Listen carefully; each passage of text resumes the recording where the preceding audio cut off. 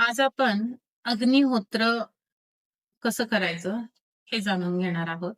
सर्वप्रथम अग्निहोत्राची माहिती घेऊया. अग्निहोत्र हे का केलं जातं? तर आपल्या घराचं जे वायुमंडल आहे, ते शुद्ध करण्यासाठी अग्निहोत्र केलं जातं. म्हणजे जसं आपल्या घरामध्ये जी काही निगेटिव्हिटी आलेली असते, आपण बाहेरून येतो किंवा आपल्या घरामध्ये दिवसभर काही जे वादविवाद पण होत असतात. तर अशा पद्धतीचं जे अशुद्ध झालेलं वातावरण आहे, ते शुद्ध करण्यासाठी अग्निहोत्र केलं जातं.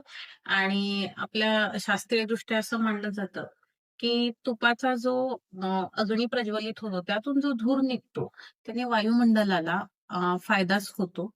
तर आपण जाणून घेऊया, की हे अग्निहोत्र कसं करायचं. अग्निहोत्र हे 2 वेळा केलं जातं. एक सूर्योदयाच्या वेळेस पण केलं जातं आणि दुसरं आहे ते सूर्यास्ताच्या वेळेस केलं जातं. तर सूर्योदयाच्या वेळेस करताना अ, त्याचा जो मंत्र आहे, तो आहे ओम सूर्याय नमः असं म्हणून आहुती दिली जाते. सूर्याय इदं नमः. ओम प्रजापते स्वाहा. प्रजापते इदं नमः. अशा पद्धतीनं ही आहुती दिली जाते. आणि आज आपण संध्याकाळचं अग्निहोत्र करणार आहोत. तर साहित्य काय काय लागेल? याच्यासाठी अक्षता म्हणजे तांदूळ, हे गाईचं तूप आहे, कापूर, ही पळी, गाईच्या शेणी आहेत ह्या. याच्यामध्ये आपण हा आता कापूर आहे तो घालून घेणार आहोत.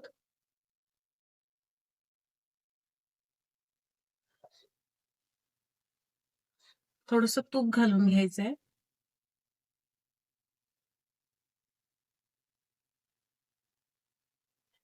आता हे थोडंसं तूप अक्षता म्हणजे तांदळामध्ये घालून घ्यायचं आहे.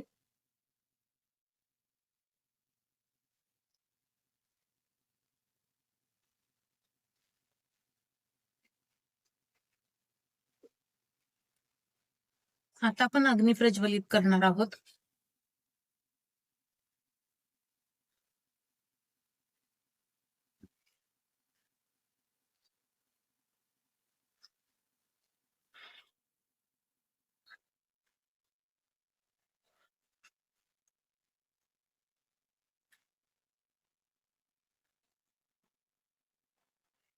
ओम अग्नेय स्वाहा. अग्नेयैदं नमः. ओम प्रजापते स्वाहा. प्रजापते इदं नमः.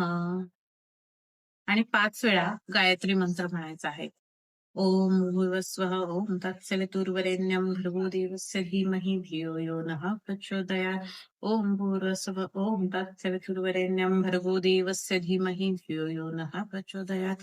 ओम भूर्भुवस्वः ओम तत्सवितुर्वरेण्यं भर्गो देवस्य धीमहि धियो यो नः प्रचोदयात्. ओम भूर्भुवस्वः ओम तत्सवितुर्वरेण्यं भर्गो देवस्य धीमहि धियो यो नः प्रचोदयात्. ओम भूर्भुवस्वः ओम तत्सवितुर्वरेण्यं भर्गो देवस्य धीमहि धियो यो नः प्रचोदयात्.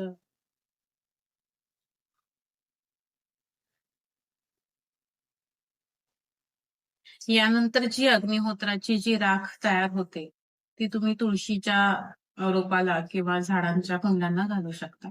अशा पद्धतीनं हे अग्निहोत्र आपण सूर्योदयाला आणि सूर्यास्ताला किंवा दिवसातून किमान 1 वेळा तरी करू शकतो.